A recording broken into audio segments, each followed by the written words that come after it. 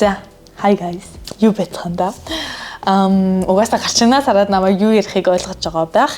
Тэгээд энэ сэдвэрийг нэг амар сонирхолтой сэдв биш байх гэж бодож исэн чинь харин нэлээд идэв хүмүүс асуусан байна. Тийм учраас ерөнхийдөө бол өөрийнхөө өнцгөөс англи хэлийг анх яаж сурж исэн. Тэгээд хэрвээ яг тэр үе дээрээ очих юм бол ерөнхийдөө ямархуу зөвлөгөө өөртөө өгөх байсан талаараа ярих гэж бодлоо.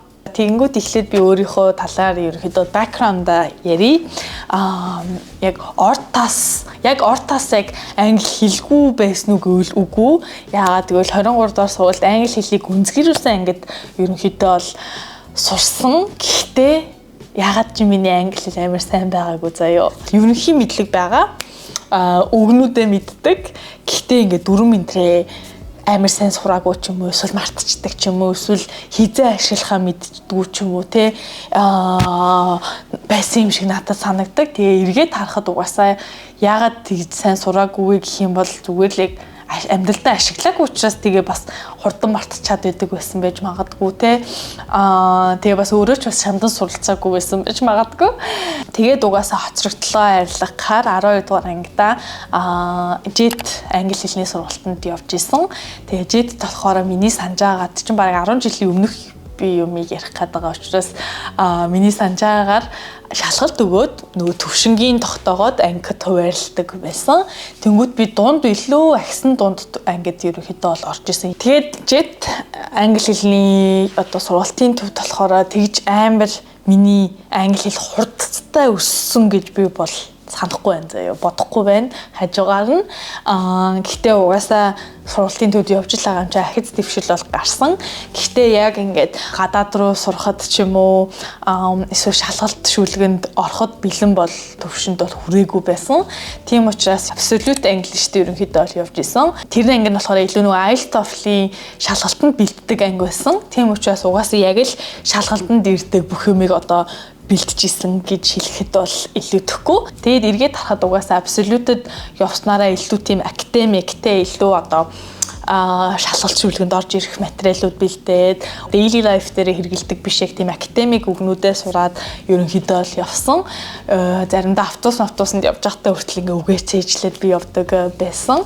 Гэхдээ одоо ингээд эргээд харахад тэр үеийн миний би англи хэлний бэлтгэл намайг яг жинхэнэ амьдралд минь 100% бэлдээгүй юм шиг санагддаг заяа. Of course нэг тодорхой хэмжээний угаасаа сургууль хичээлээ номоо унших тэ төвшний юмн дээр бол бэлтгэсэн байгаа юм.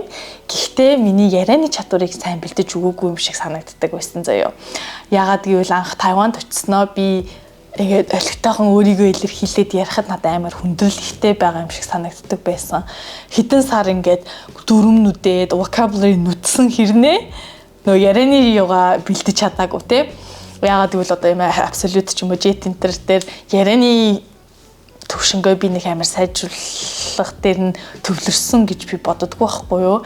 Яагаад гэвэл танхимаар орж байгаа 10-20 хэдэн хүмүүс нэг ангиас сууж байгаа. Тэнгүүл гадаад багш нар нь нэг бүрчлэн хэдэн цагийн өнгөрөөж чамтай ярьж суух тийм зав байхгүй. Тийм учраас миний яриалаа хөгжөөгүй. Одоо яг хөө иймэрхүү сургалтын төвүүд өөр сайжирсан байж магадгүй. Гэтэ тэр үед бол нэг яриан дээр амар 100% төвлөрдөг байсан гэж би бол бодохгүй байна. Тийм болоод ч тэр үү яг жинхэнэ амьдрал дээр гараад би Тайванд очиод ярианы бэрхшээлтэй анх туулж исэн. Жишээ нь амар overthink хийгээд те одоо жишээ нэг өгүүлбэр хэлэх гэжсэн дүрм дээр ингэж хэлэх ёстой, энэ үгээ ингэж оруулах ёстой гэд амар ингэж өөрийгөө зовоогоод олон юм бодоод ерөнхийдөө л амар сайн ингээд ярихад амар бэрхшээлтэй байсан гэх юм уу та. Тийм учраас ерөнхийдөө бол энэ бичлэгээрээ одоо тэр үедээ буцаж утсан бол би яаж яриагаа сонсголоо сайжруулах байсан талаараа ярих гэж бодлоо. За тэгэнгүүт би хэрвээ буцаад тэр үедээ утсан бол өөртөө нэг л юм хэлэх байсан заяа. Тэр нь юу байсан бэ гэх юм бол бүх орчноо англи хэлээр болгоо гэж би хэлэх байсан. Жишээ нь үзэж байгаа киногоо монгол хадмалаар үзгээ болох. Сонсож байгаа дуугаа яг хоо кайф авах гэж of course монгол дуу энэ сонсож болно. Yes. Гэхдээ ихэнхийг англиар сонсох. Үзэж байгаа контент тэ ютубер үздэг контент англи хэл дээр болгох. Одоо англи хүмүүсийг илүү үзэж эхлэх Instagram энтер гэд тэ. Одоо унших номоо англи хэл дээр болгох гэд ерөнхийдөө бүх орчноо би англи хэл дээр болгох байсан заяа эхлээд. Яагаад ингэж хэлж ийнвэ гэх юм бол би одоо анх Францд ирчээд би ямар ч одоо Франц хэлний мэдлэггүй анх ирж исэн. Гив гинт ирэх болж исэн учраас тэгэхээр ерөнхийдөө бол Францд ирчээд би bonjour, je m'appelle Nomun тэгэл болоо. Өөрийгөө л танилцуулж мэддэг анх ирж исэн. Гэхдээ 3-4 сарын дараанаас би ядтаа ингээд хэдхэн өвгнүүд холбоод хэлэх чадвартай болсон байсан. Гэхдээ ямар ч одоо хэлний сургалтанд суухгүйгээр өөрөө бие дагаад яасан бэ гэсэн чи яг л саяны хэлсэнчлэн би бүх киногоо францаар үзээд, дуугаа францаар сонсоод, уншиж байгаа номоо франц болгоод тэгжсэн хамгийн анх ирчээд. Тэгээд энийг одоо нэг настай жоохон хүүхэдтэй харьцуулах юм бол нэг настай хүүхэд хэлд орохдоо яг тэгжил хэлд ордог те. Хизээч дүрмнүүдээд ном уншаад тэгжиж одоо хэлд ордоггүй те. Яг тэрнтэй адилхан бид нар яг шинэ хэл сурж байхдаа яг л жоохон хүүхэд шиг байдаг гэж би өөрийгөө боддог болсон байхгүй юу. Тэнгүүт тэр нэг настай хүүхэд чинь хамгийн анх хэлд орохдоо ээж аав нь тэр хүүхдтэйгээ яриад за ээжээ гэж хэлээрээ ааваа гэж хэлээрээ гэл тэнгүүт хэдэн 7 хоног сарын дараанаас тэр хүүхэд ээжээ ааваа гэж хэлд ордог те. Яагаад гэвэл тэр хүүхэд байнга сонсоод байсан учраас тэгж байгаа тэр хүүхэд хэдэн сарын дараанаас үг холбоод буруу зөв нь хамаагүй ингээд өөрийгөө ойлгуулах гад ингээд өгөөдбөр хэлээд эхэлдэг те. Тэнгүүт яг би яг тэр жоохон хүүхэд шиг Франц хэлийг ингээд орчноосоо ерөнхийдөө сурж исэн. Тэнгүү та нар одоо бодож иж магадгүй чи Францд очичоод орчинд нь байсан ч угаасаа сурна штэ, сонсоол чин сайжрна гэж бодож иж магадгүй. Тийм гэхдээ үгүй. Яагаад гэвэл би ирээд сар л болсон баг. Сарч хүрээгүй байжсэн чинь ковидын нөгөө 3 дахь wave нь гарч ирээд манай энд нөгөө нэг карантин болж исэн. Тэнгүүд би орчинд нь байгаа yes гэхдээ гэрээсээ гарч болохгүй ганц гарах нь хоол хүнсний юмар цуглуулах гэж гарч болох боломжтой. Тэгэхээр хинтэй ч юу ч ярихгүй ерөнхийдөө хэдэн сар байсан. Тийм учраас ерөнхийдөө би албаар Франц хэлээ сайжруулах гээд ингээ бүх юма францаар болгож исэн. Тэгээд тэрний ачаар одоо яг миний Франц хэл бүр амар perfect ингээд fluent энэ төр бол биш. Гэтэ ядтаа өөрийгөө илэрхийлжтэй гудамжинд хүнтэй ярьж нь ойлголцож тийм болсон гэж би бол боддог. Тэгэнгүүт яг юу гэж хэлэх гээд байна вэ гэх юм бол хүн заавал орчинд нь байж ерөнхийдөө хэллийг сурна гэж байхгүй. Яг өөрөө хүсэх юм бол бүх юма яг тэр хэл дээрээ сонс тэгсээр агаад даалт ухамсарт чинь ч юм уу өөр чинь ингээ суусаар агаад ерөнхийдөө бол нэг өдөр өгнүүд нь өгүүлбэрийн бүтцэн ингээ ороод ирдэг юм шиг санагддаг заяо. Жишээ нь би тэр Франц хэллийг сурж явах үедээ албаар Disney одоо хүүхэлдэйн кинонууд байгаа шүү дээ. Бидний багасаа үзэж өссөн. Тим хүүхэлдэйн кинонуудаа албаар би Франц хэл дээр тавьж аваад үздэг байсан. Тэгэх юм бол яг тэр хүүхэлдэйн кинон дээр юу гардыг чи мэдж байгаа, аль хэсэг дээр нь ямархуу одоо юу ярьж байгааг мэдж байгаа, царайны хувирлыг хараад ядахтай ойлгочихж байгаа нь тий. Тэгэнгүүт яг тийм мэддэг киногоо тэр хэл дээрээ сонсоод ангууд иймэрхүү үед Францаар ингэж хэлдэг юм байна. Иймэрхүү үед одоо өгний бүтцтэй ярьдсан байна гэд ерөнхийдөө бол ингээ ороод ирдэг юм шиг надад санагддаг. За тэгэнгүүт өөр жишээгээд ярингууд манай нэг ихчийн хүүхэд 7 настай байсан болоо та нэг өдөр надтай англиар яриад байсан заяо. Би бүр ингээ гайхсан. Яасан бэ гэсэн чинь тэр хүүхэд багасаа гэртээ YouTube-ээр үзэж байгаа бүх одоо хүүхэлдэйн кино мино те хүүхдийн нэвтрүүлэг энтэн бүгдээрээ англи хэл дээр ингээ үздэг байсан гэж байгаа байхгүй юу. Тэгсэн чинь тэр хүүхэд ямар ч англи хэл сурахгүйгээ сургуулийн тэр ороод нэг жил болсон байсан юм уу. Тэнгүүд англи хэл мэл сураагүй. Тэгэнгүүт ингээд англи хэл мэл сураагүй хүүхэд надтай англиар яриад байсан.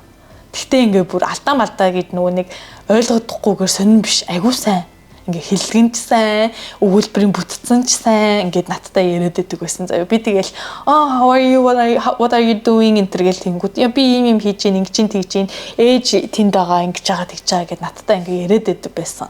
Тэгэнгүүт тэгээ би өөр дээрээ ингээд үтсэн жишээ нь манай дүү дээр бас гараад ирсэн байгаа байхгүй юу. Тэгэнгүүт яг ингээ баттай зүйлээ би та нартай хуваалцчихна гэхгүй.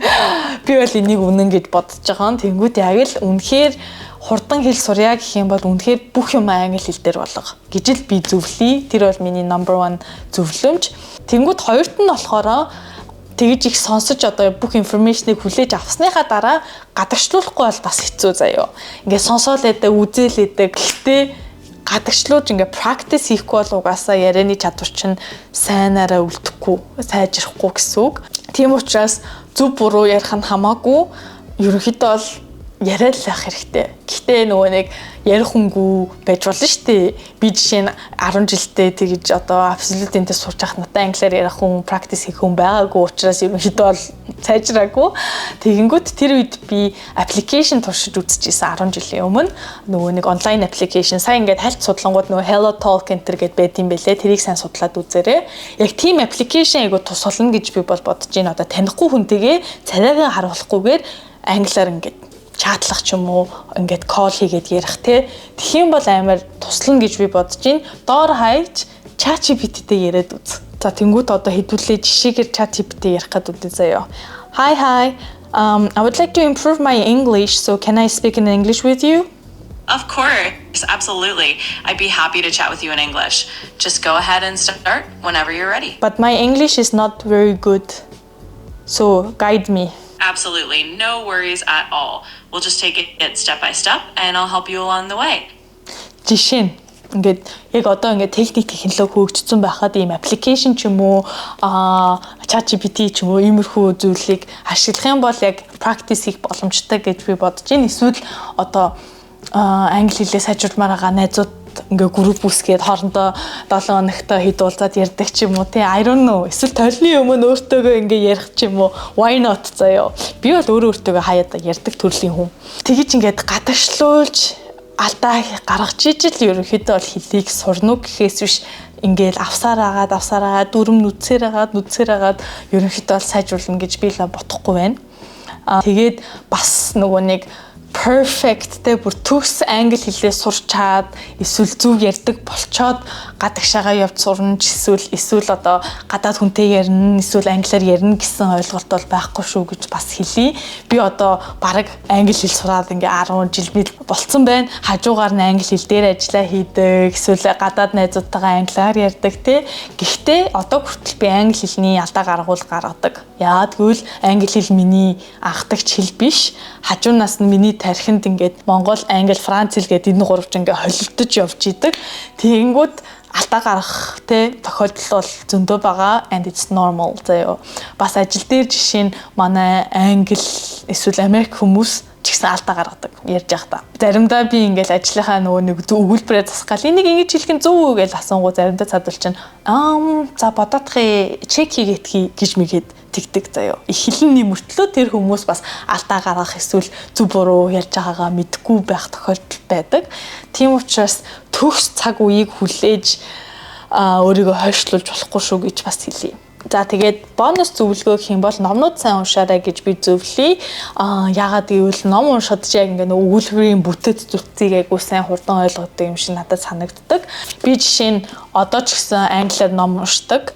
Ингээд сэтгэл зүйн одоо psychology entry ном бол англиар уншаад айгүй амархан гэж би бол бодож байна. Ерөнхийдөө бол хүн яг нөгөө нэг хэлээ байнга ингээ practice хийгээд эсвэл уншаад байж яахгүй бол мартах тохиолдол амар их гардаг. Би одоо англи хэлээ мартах боломж байгаа юу? Байгаа. Хэрвээ би сонсохгүй, ярихгүй байгаад ах юм бол би л хэлээ мартна гэж би боддог заяа. Тэнгүүд би бас франц хэлээ илүү сайжруулахын тулд францаар бас ном уншдаг. Жишээ нь миний франц хэлний мэдлэг бол бүр амар сайн биш. Тэгэнгүүт би одоо англи дээр уншдаг одоо сэтгэл зүйн ном франц дээр унших юм бол би л ойлгохгүй заяа. Ингээд 100% сайн ойлгохгүй эсвэл нөө үгийг орчуулж явсаар айгу кафгүй уншина. Тийм учраас жишээ нь амархан ном би сонгоод францаар уншдаг гэх юм уу. Энэ жишээ нь одоо нөгөө нэг киноны ном баггүй The Fault in Our Stars илүү те олон жилийн өмнө нөгөө кинон гарч исэн. Тэнгүүд тэрнийх нь францаар орчуулсан ном заяа. Тэнгүүд би кинон дээр нь юу болдгийг мэддэг. Тэнгүүд тэрийн албаар ингээд францаар унших юм бол би юу болж байгааг нь ойлгоно те. Заримдаа үгийг ойлгохгүй байсан ч ингээд өгүүлбэрээр нь ойлгочих байгаа байхгүй юу. Тийм учраас айгу хэрэгтэй. Эсвэл нөгөө нэг айгу ойлгох гээд амархан номтой хайр дурлал эсвэл картун энтрийн надад бахан тийм номнууд байдаг. Тэгэнгүүт яг ингээд ном унших юм бол айгу бас сайжирна гэж би бол бодож байна. За тэгэхээр энэ бол миний зөвлөгөө байлаа. Олон өөр одоо контент креаторууд те одоо YouTube энтер дээр хэрхэн үг чийжлэх үү, яаж англи хэл сурах уу гэд бичлэгнүүд зөндөө оруулж байгаа байх. Тэнгүүд тийм бичлэгнүүдийг үзээрэй. Тэгэнгүүт яг ингээ олон бичлэг дундаас, олон хүмүүсийн зөвлөгөө дундаас яг өөртөө тохирсон зөвлөгөөгөө авсан дээр гэж би бодож байна. Надад тохирж байгаа юм өөрт чинь тохирохгүй байж магадгүй. Тэгээд өнөөдөр бол би нэг тийм serious маягийн те одоо үгээ тэгж цээжил ингэж тэг гэсэн маягийн юм бол ирсэнгүй. Зүгээр л яг л өөртөө 10 жилийн өмнө хэлэх боломж гарсан бол би яг энийг л өөртөө явуулах байлаа гэж бодлоо. За нэг тиймэрхүү нэг ч хүнд болтгой ингээд нэмэр болсон байгаасаа гэж хүсэж байна. Тэгээ дараагийн бичлэгүүдээр уулзъя. Bye bye.